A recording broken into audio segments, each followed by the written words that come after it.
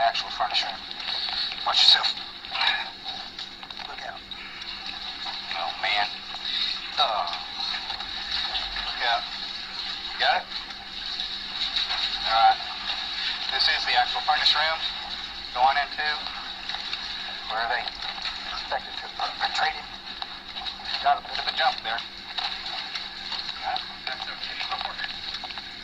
Come on back here. Follow me.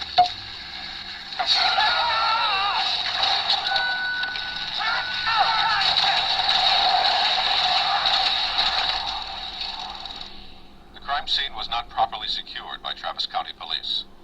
2 investigating officers were fatally wounded that day. This is the only known image of Thomas Hewitt, the man they call Leatherface. The case today still remains open.